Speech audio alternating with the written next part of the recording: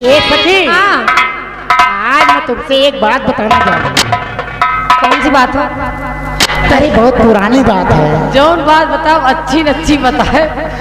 अच्छी अच्छी बताऊंगी। हाँ नहीं पुरानी। हमारे ससुराल में रोजे हमसे लड़ाई होती है। कैसे? सास से, ससुर से, अपने घरवाले से?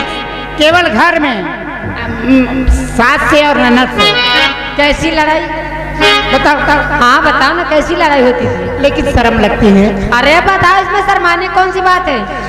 दैया रे दैया,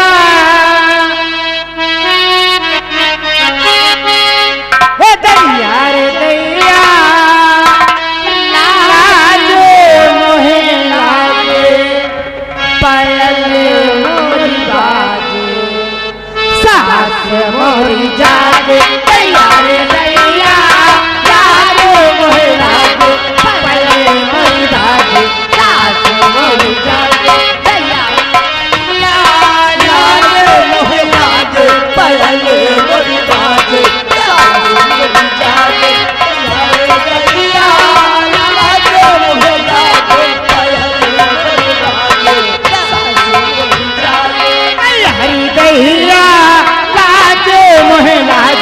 पायल मोरी बाजे, सास मोरी जागे। दैया लागे मोहे लागे, पायल मोरी बाजे,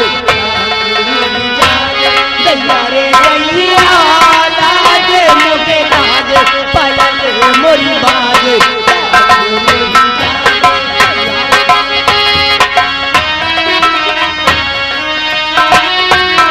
कैसे गया डगर तोरे निकला, कैसे गया डगर तोरे निकला, कैसे गया डगर तोरे निकला, कैसे गया डगर तोरे निकला।